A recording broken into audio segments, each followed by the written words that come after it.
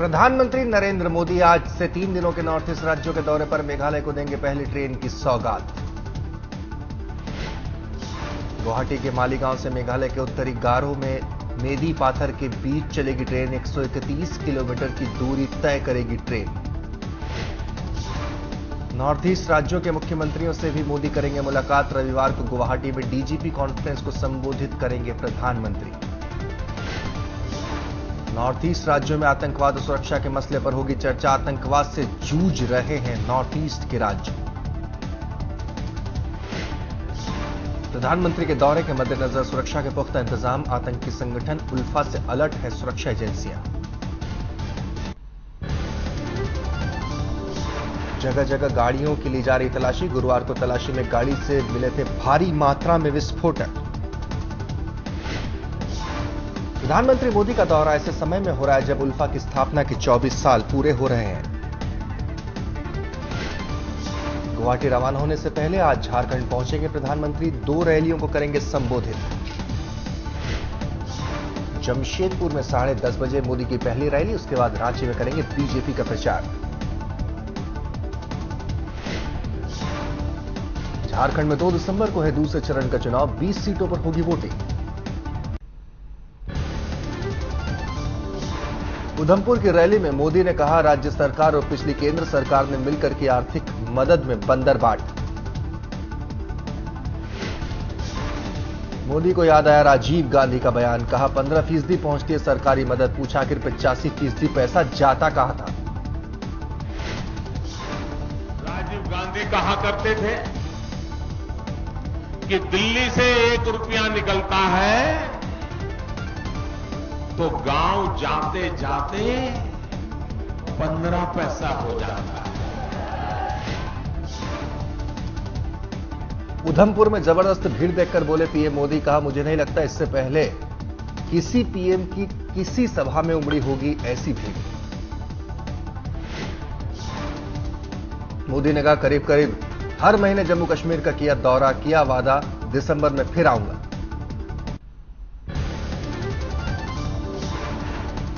झारखंड के चाईबासा में राहुल गांधी ने पीएम मोदी पर साधा निशाना। कहा मोदी की सोच है कि एक व्यक्ति के हाथ में पूरी शक्ति हो और वो पूरा देश बदले।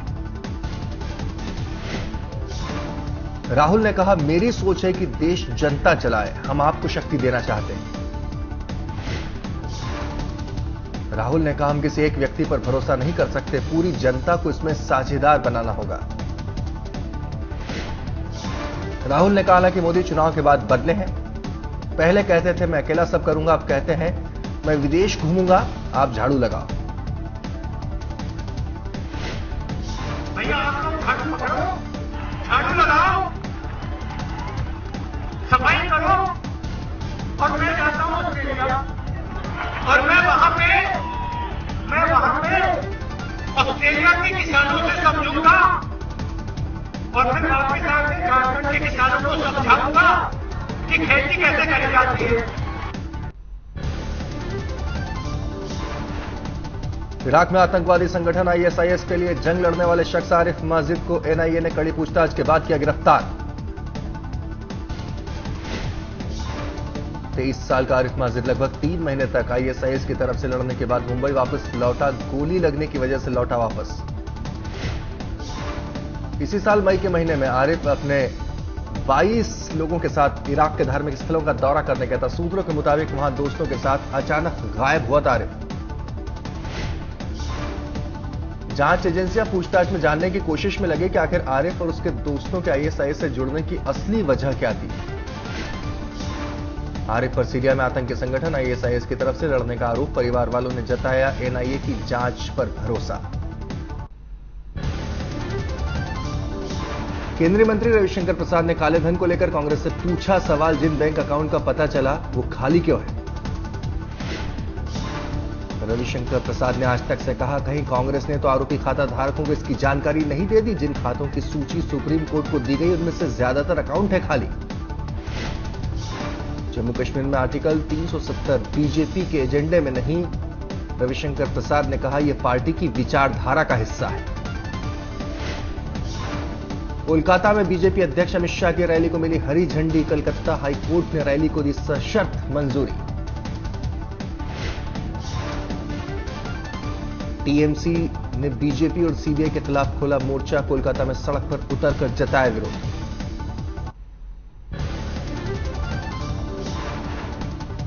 एएमयू में खत्म हुआ राजा महेंद्र की जयंती का विवाद, बीजेपी ने छोड़ा जन्मदिन मनाने का प्लान।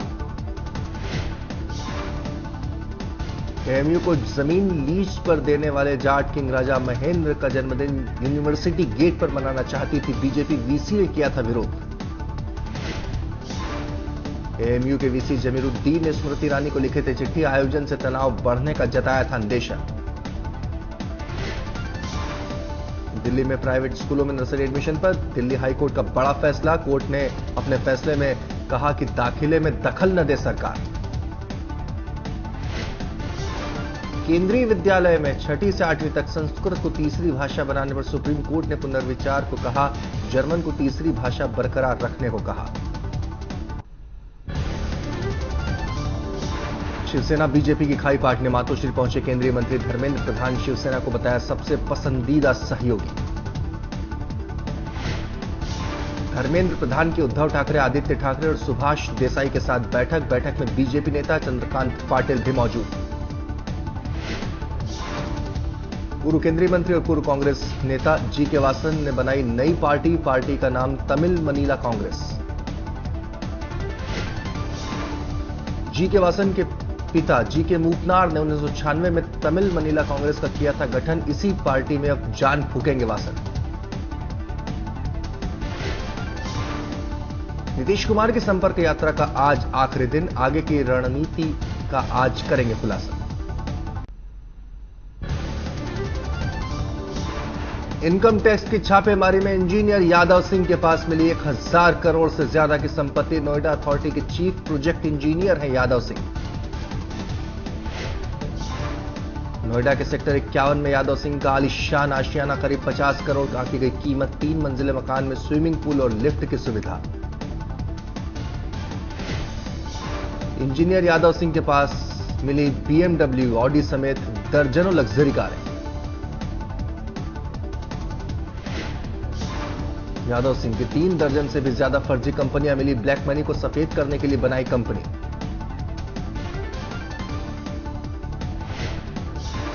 नोएडा और ग्रेटर नोएडा में इंजीनियर यादव सिंह के दर्जनों प्लॉट, महज 70,000 थी यादव सिंह की तनख्वाह। अभी जेल में रहेंगे रामपाल, पंजाब हरियाणा हाई कोर्ट में रामपाल की हुई थी पेशी, अगली सुनवाई 23 दिसंबर को।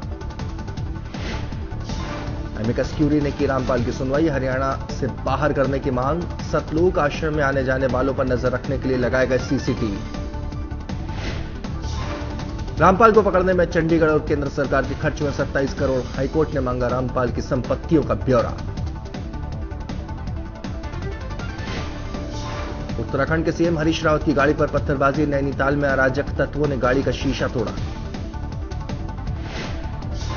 एबीवीपी नेताओं के साथ अराजक तत्व गिरफ्तार, हाईवे किया जाम, रेप पीड़ित परिवार से मिलने गए थे मुख्यमंत्री। गुजरात के गृह राज्य मंत्री रजनी पटेल का विवादास्पद बयान, बाहर से आए लोगों की वजह से गुजरात में बढ़े अपराध। कुंभ मेले हादसे के लिए सीएजी ने रेलवे को ठहराया जिम्मेदार, 10 फरवरी 2013 को इलाहाबाद स्टेशन पर मची भगदड़ में हुई थी 38 लोगों की मौत। जम्मू के अरनिया में मुठभेड़ खत्म, लेकिन एहतियात के तौर पर सर्च ऑपरेशन जारी। कथार गांव में कुछ आतंकवादियों के छिपे होने की खबर के बाद बने थे जंग जैसे हालात। सेना ने टैंक से की थी घेराबंदी, कथार गांव को कराया गया था खाली, आतंकवादियों के साथ मुठभेड़ में 4 आतंकी ढेर। मुठभेड़ में 5 नागरिकों की भी मौत, 3 जवान शहीद हुए। सेना को आतंकियों के पास से 4 AK-47 और 6 हैंड ग्रेनेड मिले।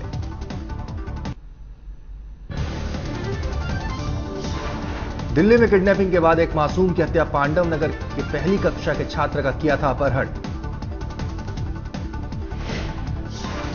सब्जी का थोक कारोबारी है बच्चे का पिता, पुलिस को दी थी किडनैप की जानकारी, लेकिन बच्चे को छुड़ा नहीं पाई पुलिस। दिल्ली के गांधीनगर में उत्कर्ष मर्डर केस में एक दुकानदार को हिरासत में लिया, मोबाइल कंपनी का डीलर है दुकानदार। कृष्णानगर की एक दुकान से आरोपियों ने 5 सिम खरीद कर की थी फिरौती की मांग, जाली पता देकर खरीदे थे सिम। दिल्ली में अपराध में लगातार हो रही बढ़ोतरी। इस साल अगस्त तक दर्ज हुए 75,000 से ज्यादा केस।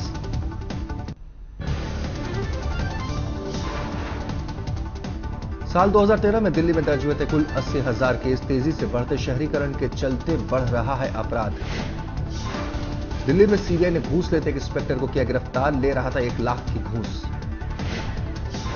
काम कराने के बदले इंस्पेक्टर ने मांगी थी घूस। इससे पहले चाणक्यपुरी थाने का सब इंस्पेक्टर 50,000 की घूस लेते पकड़ा गया था। मेरठ के दौराला में भाई ने अपनी बहन को ही मारी गोली। दूसरी जाति के युवक से शादी करने पर बहन को गोली मारी। आंख के पास गोली लगने से बहन की हालत गंभीर। गोली मारने वाला भाई फरार। यूपी के मुजफ्फरनगर बाल सुधार गृह में नशा सप्लाई का मामला। होमगार्ड के 2 जवानों पर नशा सप्लाई करने का आरोप। सुधार गृह के अधिकारी ने होमगार्ड के खिलाफ की शिकायत। कमांडेंट ने आरोपी जवानों को वहां से हटाया। मथुरा के इंडियन ऑयल की पाइपलाइन में सेंधमारी तेल चुराने वाले गिरोह का पता चला। चोरों ने खेत खोदकर पाइपलाइन में किया था छेद। तेल चोरों की तलाश में जुटी पुलिस।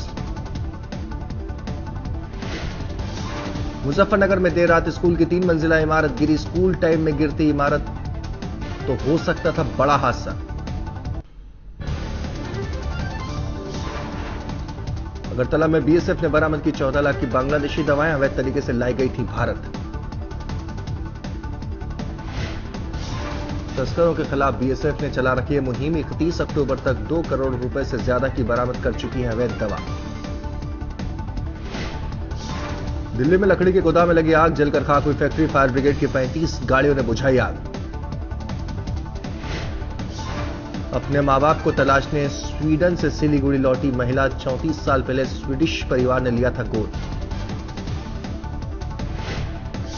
मां बाप को ढूंढ पाने में नहीं हुई कामयाब। अदिति पैदा होते ही मां बाप ने कर दिया था अदिति का त्याग। देश की टॉप बिजनेस मैगजीन ने चुने देश के टॉप 20 सीईओ। 22 कैटेगरी में दिए गए बेस्ट सीईओ अवार्ड।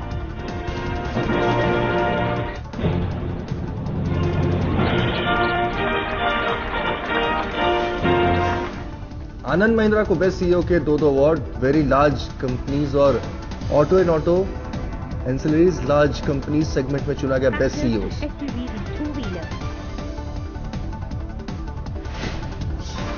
टीसीएस के एन चंद्रशेखरन को भी 2 कैटेगरी में दिया गया बेस्ट सीईओ अवार्ड।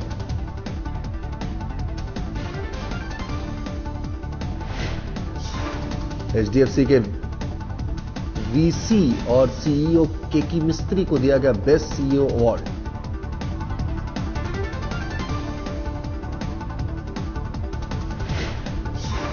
विनीता बाली को मिला एफएमसीजी लार्ज कंपनीज का best CEO award. Britannia industries की एमडी हैं विनीता।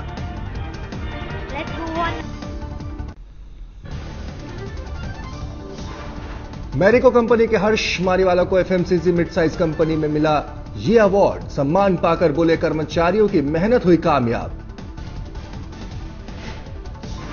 महिंद्रा एंड महिंद्रा फाइनेंस के रमेश अय्यर भी बेस्ट सीईओ अवार्ड से नवाजे गए। पीआई इंडस्ट्रीज के सलिल सिंगल भी बेस्ट 20 सीईओ में हुए शामिल। इंडिया टुडे ग्रुप के chairman and editor in chief Arun Puri ने दिए विजेताओं का अवार्ड। कहा आसान नहीं है कंपनियों का नेतृत्व करना। अवार्ड में 1000 करोड़ से ज्यादा की आमदनी करने वाली कंपनियों को किया गया था शामिल। अप्रैल से सितंबर के बीच की बाजार पूंजी के हिसाब से स्टडी में शामिल की गई थी कंपनियां। बिजनेस टुडे माइंड ट्रस्ट में सीईओज ने साझा किए अपने अनुभव। देश के 150 सीईओज ने बताए कामयाबी के राज।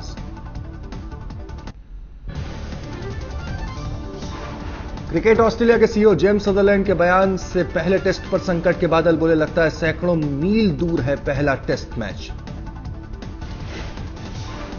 गुरुवार से शुरू होना है भारत और ऑस्ट्रेलिया के बीच पहला टेस्ट। फिल ह्यूज की अचानक मौत ने क्रिकेट को किया गमगीन। सदरलैंड ने कहा हम सब क्रिकेट को प्यार करते हैं लेकिन ह्यूज से ज्यादा क्रिकेट को कोई नहीं करता था प्यार। ह्यूज को याद करने के लिए ड्रेसिंग रूम में इकट्ठा हुए ऑस्ट्रेलियाई टीम साइकोलॉजिस्ट ने बताया हादसे से कैसे उबरे। न्यू साउथ वेल्स प्रीमियर ने ह्यूज की याद में सिडनी क्रिकेट ग्राउंड पर स्टेट मेमोरियल सेवा का किया ऐलान। श्रद्धांजलि को बनाया जाएगा यादगार।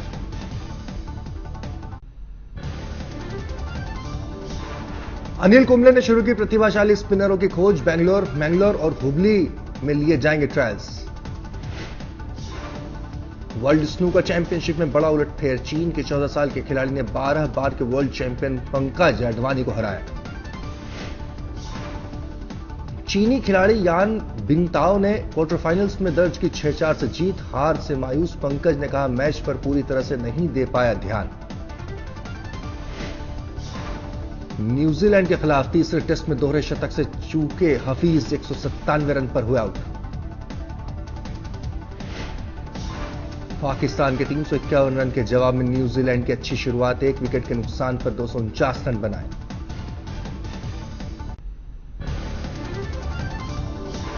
कोयंबटूर में लगा प्राचीन सिक्कों का एग्जीबिशन। राजा रजवाड़ों और अंग्रेज शासनकाल के सिक्कों को देखने के लिए उमड़ी भीड़। नाइजीरिया के लागोस में मशहूर मस्जिद में 2 बम धमाके, 64 की मौत, 126 लोग घायल। तेहरान में सख्त कानून के खिलाफ एक महिला के विरोध प्रदर्शन का वीडियो हुआ वायरल। 7 लाख लोगों ने देखा।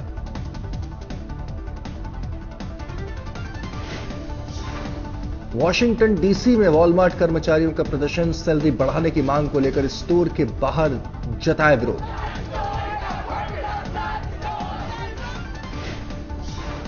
फ्रांस के दक्षिण पश्चिम इलाकों में बाढ़ का कहर। सड़कों पर भरा पानी, 4 की मौत, सैकड़ों बेघर हुए।